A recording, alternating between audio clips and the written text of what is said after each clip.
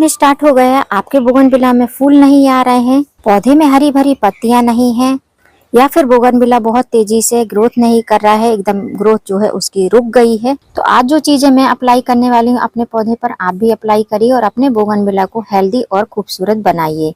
Hello friend, मैं Savita green garden Gujarat से। Bougainvillea सबसे ज्यादा हार्डी मतलब कि सबसे ज्यादा मजबूत पौधे में से एक पौधा माना जाता है, और जितनी ही ज्यादा गर्मियां पड़ती हैं उतने ही ज्यादा इसमें ब्लूम्स आते हैं, मतलब उतने ही ज्यादा इसमें फ्लावरिंग ब्लूम होती है। बोगनविला के प्लांट में अगर आप गौर से देखेंगे तो आपको कहीं कलियां वगैरह नहीं दिखाई देंगी, क्योंकि जो इनकी पत्तियां रहती हैं इन्हीं पत्तियों से कलर चेंज होकर जो है ऊपर के टिप पर ये फ्लावर बनते हैं। आज के टाइम में आपको बोगनविला में बहुत सारी वैरायटी देखने को मिल जाएंगी, हाइब्रिड वैरायटी, थाई वैरायटी, देसी वैरायटी, जो कि नर्सरी में और ऑनलाइन भी आपको ये प्लांट इजीली अवेलेबल हो जाते हैं। मैंने भी अपने गार्डन में कुछ बोगनविला के प्लांट लगा कर रखे हैं, कुछ कटिंग से लगे हुए बोगनविला हैं। इसके पहले वाले बोगनविला की वीडियो में मैंने आपके साथ में शेयर किया था, ये वही बोगनविला है जिसको मैंने कटिंग से ग्रो किया था। अभी आप देख सकते हैं इसमें बहुत सुंदर से पिंक कलर के फ्लावर ब्लूम हो रहे हैं। ये पिंक कलर धीमे धीमे ऑरेंज कलर में भी चेंज हो जाता है, और देख सकते हैं कटिंग से लगा हुआ है और इसकी ग्रोथ भी काफी फास्ट हो रही है। 2 ब्रांच थी, वैसे तो और भी ब्रांच थी नीचे से, मैंने हटा दी थी वो और नीचे की ब्रांच को, तो ये 2 ही ब्रांच बची हैं। दोनों ब्रांच में आप देख सकते हैं फ्लावरिंग बहुत अच्छे से हो रही है। ये उस प्लांट का अपडेट है जिसमें आपको ये फ्लावरिंग देखने को मिल रही है। आज मैं बोगनविला के पौधे में कुछ जरूरी काम करने वाली हूँ, यदि आप भी करना चाहते हैं तो कर सकते हैं, और बहुत सारे बोगनविला अपने गार्डन में ऐड भी कर सकते हैं। और जिनके बोगनविला में कभी भी फ्लावरिंग नहीं होती है, वो अगर इस फर्टिलाइजर का यूज करेंगे जो आज मैं डालने वाली हूँ, तो आपके बोगनविला में भी बरसात में काफी अच्छे से ब्लूम होने लगेंगे। सबसे पहली बात, अगर आप नर्सरी से या जो है आप कटिंग से बोगनविला लगाते हैं तो उसको किस तरीके की सॉइल मिक्स में लगाना है। तो सॉइल मिक्स ऐसा होना चाहिए जिसमें सैंड की मात्रा भी होनी चाहिए और गार्डन सॉइल भी होनी चाहिए, मतलब मॉइस्चर मेंटेन रहना चाहिए, बहुत ज्यादा चिपचिपी मिट्टी नहीं होनी चाहिए। बोगनविला एक ऐसा प्लांट है जिसको बहुत ज्यादा वाटरिंग पसंद नहीं है, लेकिन लेस वाटरिंग भी पसंद नहीं है। अगर एकदम से पानी सूख जाएगा मिट्टी का तो ये जो पत्तियां हैं, फ्लावर हैं, ये बहुत जल्दी से फेड हो जाएंगे। ये जो फ्लावर आते हैं ये फ्लावर लॉन्ग टाइम तक नहीं चल पाएंगे। दूसरी बात कि बोगनविला को जब हम लाते हैं तो किस तरीके के गमले में लगाना है, तो ये आपकी एक पर्सनल चॉइस होती है, आपको किस तरीके के गमले में लगाना है। यदि आप बोगनविला का बोनसाई बनाना चाहते हैं तो इस तरीके के आप जो है जो कम ऊंचे पॉट रहते हैं उनमें आप लगा सकते हैं, या आपके पास में नहीं है आप किसी भी वेस्ट मटेरियल में भी बोगनविला को अच्छे से ग्रो कर सकते हैं। तीसरी बात, रखना किस जगह है, तो बोगनविला एक ऐसा प्लांट है जिसको सनलाइट बहुत ज्यादा पसंद है। इसको पूरे दिन की सनलाइट चाहिए, तभी आपका बोगनविला बहुत अच्छे से आपके गार्डन में ग्रोथ करेगा और फ्लावरिंग कर पाएगा। तो जो लोग बोगनविला लगाने के शौकीन है वो इस चीज का हमेशा ध्यान रखें। अगर आपके बालकनी में या जो है टेरेस पर, ओपन टेरेस है, ओपन बालकनी है, जहां पर कि 4 से 5 घंटे एकदम तड़कती हुई धूप आती है, तभी आप बोगनविला को अपने गार्डन में ऐड करिए, तब ये बहुत आसानी से ब्लूम होगा, बहुत ज्यादा फर्टिलाइजर भी नहीं मांगता है। चौथा पॉइंट है कि आपको बोगनविला में पानी कितना देना है। बोगनविला एक ऐसा प्लांट है जिसको बहुत ज्यादा पानी पसंद नहीं होता है। नॉर्मली जितने भी पौधे रहते हैं उनको वाटरिंग चाहिए रहती है, अगर वाटरिंग नहीं मिलती है, मतलब पानी नहीं मिलता है, तो पौधे मुरझा जाते हैं और साइड से जो है गर्मी के टाइम में मर भी जाते हैं। उनको शौक लग जाता है, बार बार वो सूखते हैं और पौधे जो है डैमेज हो जाते हैं। लेकिन बोगनविला एक ऐसा प्लांट है जो कि 4-6 दिन कम पानी के भी रह सकता है। अगर एक दिन अच्छी तरीके से वाटरिंग कर देंगे और 4 दिन इसमें वाटरिंग नहीं करेंगे, तब भी ये पौधा बहुत आसानी से आपके गार्डन में चलता फिरता रहेगा। 5वें दिन अगर इसमें आप पानी डालेंगे तो ये प्लांट फिर से हरा भरा हो जाएगा, फिर से तैयार हो जाएगा। यही पौधा अगर मिट्टी में लगा रहता है जमीन पर तो कोई भी प्रॉब्लम नहीं होती है, कोई विशेष खाद भी नहीं देनी पड़ती और बहुत ज्यादा इसमें कोई देखभाल भी नहीं करनी पड़ती है।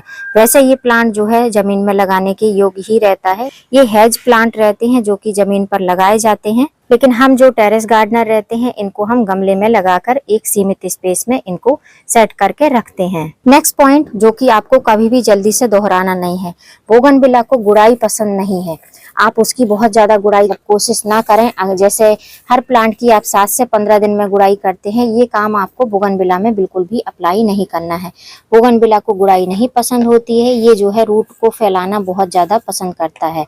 और नेक्स्ट बात जो है कि इसको रिपोर्टिंग करना भी बहुत ज्यादा पसंद नहीं होता है।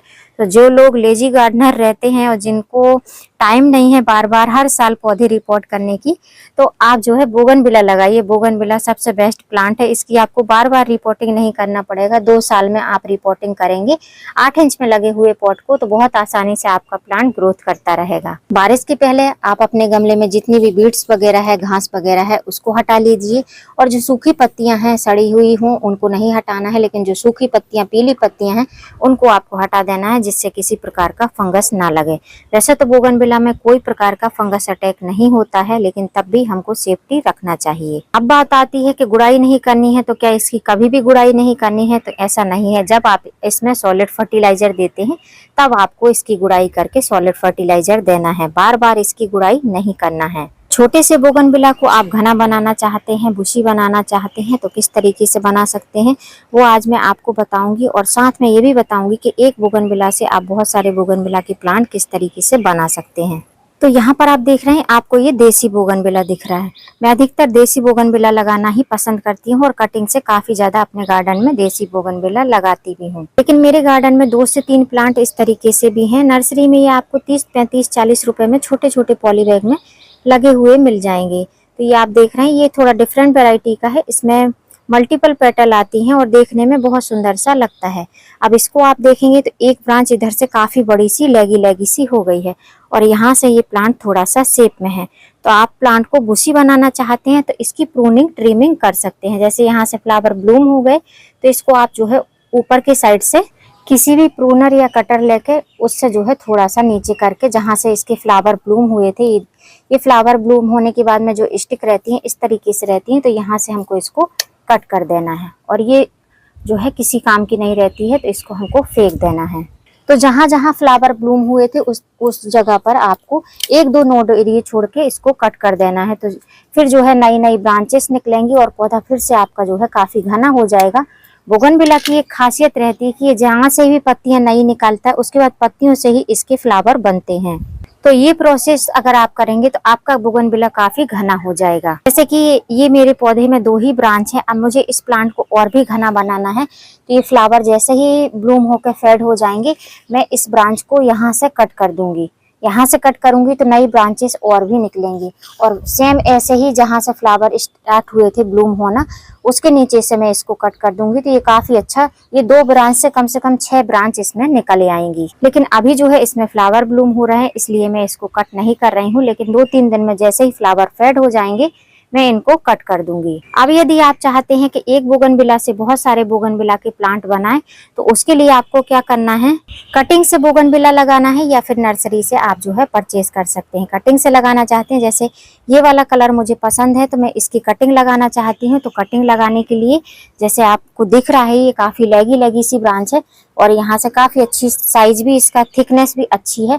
तो इस ब्रांच को मैं यहाँ से कट करूंगी और उसके बाद में हम इसकी कटिंग लगाएंगे। बोगनविला की कटिंग लगाने के लिए पेंसिल साइज कटिंग रहती है तो ज़्यादा बेटर रहता है, लेकिन अभी इसमें इतनी थिकनेस नहीं है, लेकिन तब भी मीडियम साइज की थिकनेस है, तब भी इसकी कटिंग आसानी से लग जाएगी। और आप ये देख सकते हैं कांटे की तरह आपको दिखाई दे रहे हैं, ये काफ़ी ज़्यादा हैं इसमें। ये कांटे नहीं हैं, नुकीले नहीं हैं, लेकिन ये लकड़ी की तरह इसमें लगे हुए हैं। अब जो आगे के साइड में फ्लावर लगा हुआ है ये हमको हटा देना है, ये पॉइंट हमको नहीं रखना है, ये पार्ट, इस पार्ट को हमको हटा देना है। कटिंग आप अपने हिसाब से ले सकते हैं, आपको कितनी बड़ी कटिंग लेनी है। मैं इस एक ब्रांच में से 2 कटिंग अपने जो है तैयार करूंगी, तो इसके 2 पार्ट कर लूंगी। लगभग 1-1 बीते की मैं कटिंग लूंगी।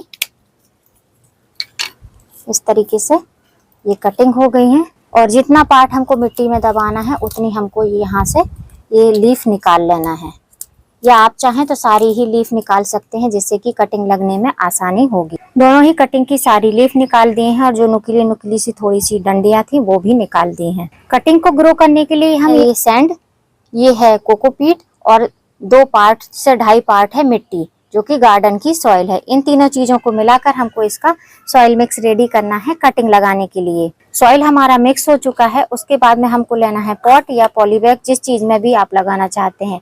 ड्रेनेज होल बहुत अच्छे होने चाहिए। ड्रेनेज होल को कवर करने के लिए मैंने सिंथेटिक कॉटन का यूज किया है। और अब इसमें हम सॉइल को फिल कर देंगे। मिट्टी को हमने गमले में भर दी है, अब इसमें हम पानी डालेंगे। हमेशा याद रखना है जब भी कोई कटिंग ग्रो करना है तो पानी पहले जो है मिट्टी रहती है उसको पहले से गीला कर लेना है और इतना पानी डालना है कि नीचे ड्रेनेज होल से पानी निकलने लगना चाहिए। अब आप देख सकते हैं मैंने काफी अच्छे से पॉट को भर दिया था, उसके बाद में आप देखिए पानी इस तरीके से निकल रहा है। मतलब हमारे गमले में जो हमने सॉइल मिक्स डाला है और जो ड्रेनेज होल है वो कवर भी अच्छे से हैं, क्योंकि इसमें जो है मिट्टी नहीं निकल रही है, दूसरा जो है पानी ड्रेन आउट हो रहा है। अब इसमें हमको कटिंग को लगाना है, तो कटिंग को लगाने के लिए हम यूज करेंगे एलोवेरा जेल। ये दो हमारी कटिंग रही और इनके जो है नीचे नीचे के एरिया में जहां हमको इनको मिट्टी में दबाना है, इनको एलोवेरा जेल से इस तरीके से डिप कर लेना है जितना आपको मिट्टी में इसको दबाना है। तो 2 से 3 नोड एरिया जरूर ही इसके जो है मिट्टी में दबे होने चाहिए। तो इस तरीके से करके और सिंपल से जो है आपको फिंगर से इसको प्रेस कर देना है, जिससे कि किसी प्रकार से एयर वगैरह नहीं जानी चाहिए और हमारी जो पौधे की कटिंग की जड़ है वो बहुत अच्छे से बननी चाहिए। तो इस तरीके से आपको इनकी कटिंग ग्रो करना है। अब ये जो हमने कटिंग ग्रो करी है इसको हमको कहीं भी छाया वाली जगह पर नहीं रखना है, ओपन में ही रखना है। कटिंग काफी आसानी से ग्रो हो जाती है। किसी भी शेडी प्लेस में इनको नहीं रखना है। जैसे ही मिट्टी आपको ड्राई दिखने लगे आपको इसमें पानी डालते रहना है। और आपकी कटिंग में अगर नोट दिखाई देने लगते हैं, ग्रोथ आने लगती है, तो कम से कम वो जो है 1 बीते तक की ग्रोथ हो जानी चाहिए, तब आपको जो है इस प्लांट को रिपोर्ट करना है। क्योंकि ऊपर से ग्रोथ आ जाती है, नीचे से रूट अच्छी तरीके से नहीं बनती है, तो वो लगी लगाई कटिंग भी आपकी जो है मर जाती है।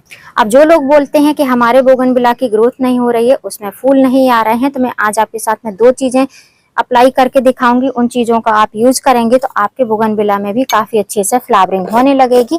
अभी तो गर्मी ही चल रही है, बरसात स्टार्ट होने वाली है, तो गर्मी बारिश दोनों में ही आपका बोगनविला बहुत अच्छे से ब्लूम करेगा। पहले मैंने गुड़ाई कर ली है। जैसा मैंने बोला था कि ऐसा नहीं है कि गुड़ाई नहीं करना है, जब फर्टिलाइजर देना है मंथली जो है 1 बार ही आपको बोगनविला में मोस्टली फर्टिलाइजर देना पड़ता है। बार बार ये प्लांट फर्टिलाइजर नहीं मांगता है। अब यहाँ पर आप देख रहे हैं मेरे पौधे में आपको कहीं भी कली फूल वगैरह नहीं दिखाई दे रहा है, ना ही विशेष कोई ग्रोथ दिखाई दे रही है। तो आज हम इसमें 2 फर्टिलाइजर देंगे।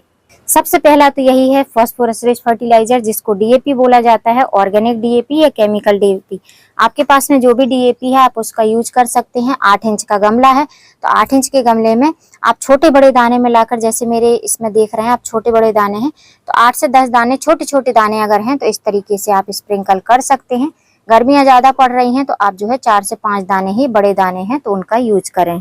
अब बोगनविला का प्लांट एक ऐसा प्लांट है जिसको फास्फोरस रिच फर्टिलाइजर बहुत ज्यादा पसंद होता है। जिनके पौधे में फूल नहीं आ रहे हैं वो आप जो है बोगनविला में 1 बार, महीने में 1 बार आप जो है फास्फोरस रिच फर्टिलाइजर दीजिए। फास्फोरस में आप कई तरीके से फास्फोरस दे सकते हैं, जैसे कि डीएपी दे सकते हैं, बोन मील दे सकते हैं, सिंगल सुपर फॉस्फेट दे सकते हैं या एक्सएल के टुकड़े दे सकते हैं। तो मैंने ये छोटे छोटे दाने मिलाकर जो है 8-10 दाने इसमें डीएपी के डाल दिए हैं। महीने में 1 बार ही यूज करना है, बार बार इसका यूज नहीं करना है। दूसरा फर्टिलाइजर वो है जिसके लिए लोग बोलते हैं कि हमारे बोगनविला में बिल्कुल भी ग्रोथ नहीं हो रही है। तो ग्रोथ ना होने का कारण यही है, एक ही कारण है कि आपके पौधे की रूट अच्छे से डेवलपमेंट नहीं हो रहा है।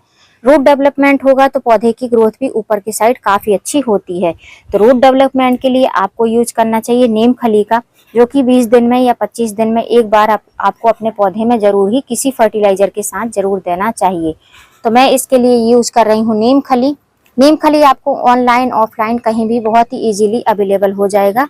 अब ये दोनों चीजें डालने के बाद में हमको जो है इसको मिट्टी को अच्छी तरीके से ऊपर नीचे कर देना है। आप चाहो तो रिंग साइड भी बना सकते थे, लेकिन मैंने रिंग साइड इसलिए नहीं बनाई क्योंकि नीचे जो है इसकी रूट काफी ज्यादा फैली हुई हैं और इसको रूट बाउंड होना बहुत ज्यादा पसंद होता है, इसलिए मैंने इसकी ज्यादा रूट जो है डैमेज नहीं करी है। इतना करने के बाद में हमको थोड़ी थोड़ी मात्रा में फर्टिलाइजर देने के बाद में थोड़ी थोड़ी मात्रा में पानी दे देना है। हमेशा याद रखना है जब भी आप डीएपी फर्टिलाइजर यूज कर रहे हैं तो पानी देना बिल्कुल भी नहीं भूलना है। यदि आपने डीएपी यूज किया है धूप में, जैसे हमारे यहाँ सुबेरे के 7 ही बज रहे हैं, लेकिन आप देख सकते हैं कितनी ज्यादा धूप है, तो इस टाइम पर अगर आप डीएपी का यूज कर रहे हैं और सुबेरे से लेकर दोपहर तक, शाम तक धूप ही धूप रहेगी, तो डीएपी के दाने से जो है आपके पौधे की जड़ें एकदम से जल जाएंगी। डीएपी एक गर्म फर्टिलाइजर होता है जो कि विंटर में बहुत ज्यादा यूज किया जाता है। मैं जो है हमेशा ही यूज करती हूँ क्योंकि मेरे को पौधे में जो है जरूरत पड़ती है तो मैं उसकी मात्रा थोड़ी ज्यादा कम करके यूज कर लेती हूँ। इसलिए यदि आपको डीएपी से प्रॉब्लम हो, जैसे आपको लगता है कि डीएपी हम डालेंगे तो हमको मात्रा इसकी नहीं समझ में आएगी, तो आप बोन मील का यूज करिए, एक्सेल का यूज करिए या सिंगल सुपर फॉस्फेट का भी आप यूज कर सकते हैं। फर्टिलाइजर देने के बाद में पौधे को आपको धूप में ही रखना है, छाया में नहीं रखना है, मिट्टी में मॉइस्चर मेंटेन बना के रखना है। तो यदि आप भी चाहते हैं आपके बोगनविला के पौधे में बहुत सारे फूल बने और बहुत सारे जो है पत्ते हरे हरे से दिखाई दें, पौधा जो है एकदम घना जंगल की तरह रहे, तो जो फर्टिलाइजर मैंने दिए हैं आप दे सकते हैं, जो टिप्स मैंने बताई हैं उनका आप यूज कर सकते हैं और अपने पौधे को एक पौधे से बहुत सारे पौधे उसके तैयार कर सकते हैं। उम्मीद करती हूँ फ्रेंड वीडियो हेल्पफुल रहा होगा। वीडियो यदि अच्छा लगा हो तो वीडियो को लाइक करना, चैनल पे न्यू हो तो चैनल को सब्सक्राइब करना बेल आइकन के साथ। फिर मिलूंगी किसी नई वीडियो में नए टॉपिक के साथ, तब तक के लिए हैप्पी गार्डनिंग।